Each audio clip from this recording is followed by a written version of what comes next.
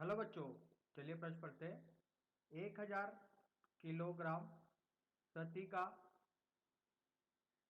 कोई helicopter 15 metre प्रति second वर्ग के ऊर्ध्वाधर त्वरण से ऊपर उठता है। चालक दल तथा यात्रियों की शक्ति 300 किलोग्राम है। निम्नलिखित बलों का परिमाण दिशा ज्ञात कीजिए। चारों ओर की वायु पर हेलीकॉप्टर के रोटेट की क्रिया। तो आइए बच्चों, प्रश्न के लिए मुख्य उदाहरण की चर्चा करते हैं।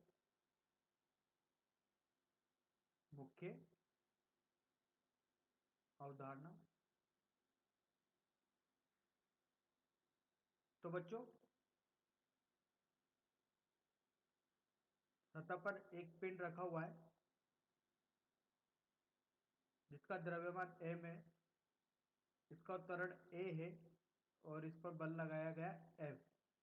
तो न्यूटन की गति के द्वितीय नियम से बल बराबर होगा पिंड का द्रव्यमान गुना त्वरण, और जो त्वरण की दिशा होगी वो किसकी दिशा होगी? बल की दिशा होगी। ये बल यहां पर कुल बाह्य बल होता है। इस पिंड पर लगने वाला कुल बाह्य बल ये बराबर होता है द्रव्यमान गुणा त्वरण के। आइए बच्चों, इस मुख्य अवधारणा के आधार पर अपने प्रश्न को हल करते हैं। बोला गया है हेलीकॉप्टर का द्रव्यमान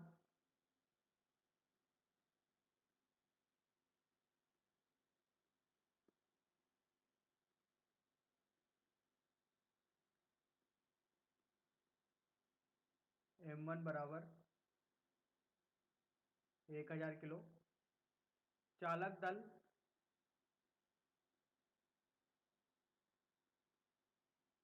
तथा यात्रियों का द्रव्यमान m2 बराबर 300 किलो। त्वरण लग रहा है ऊपर की ओर,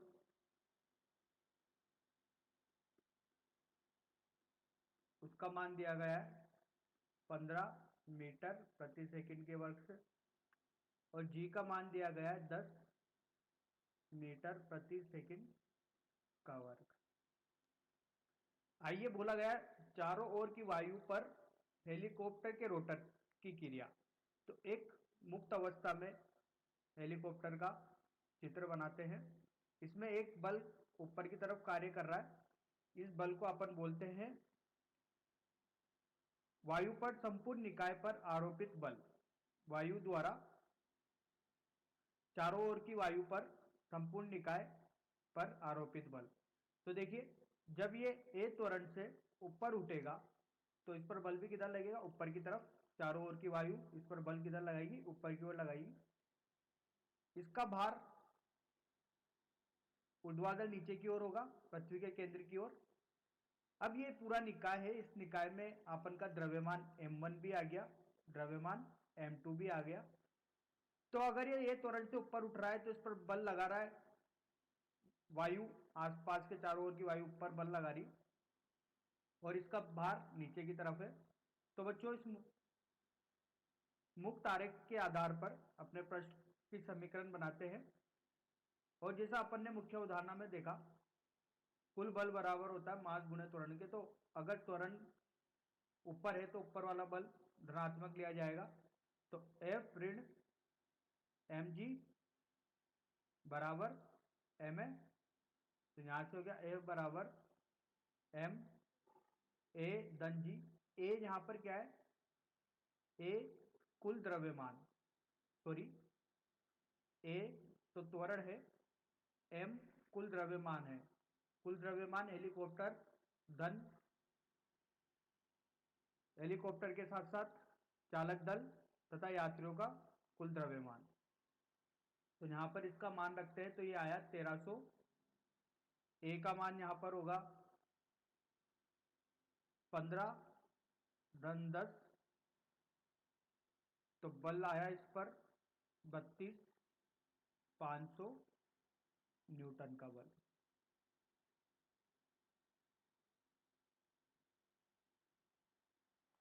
10 3 गुणे 2 5 गुणे 10 की घात 4 न्यूटन का बल।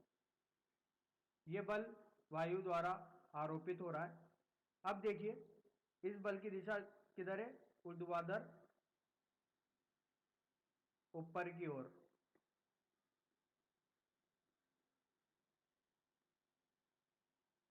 अब यहां से अपन बोल सकते हैं कि चारों ओर पर वायु के रोटेटर की क्रिया, चारों ओर वायु पर हेलीकॉप्टर हेलीकॉप्टर के रोटेटर की क्रिया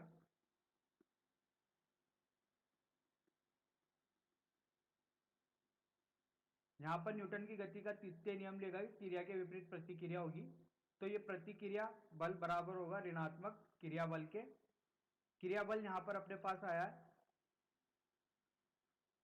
3.25 गुणे 10⁴ न्यूटन। इसके विपरीत प्रतिक्रिया होगी। अब इसकी जो दिशा होगी वो ऊर्ध्वाधर नीचे की ओर।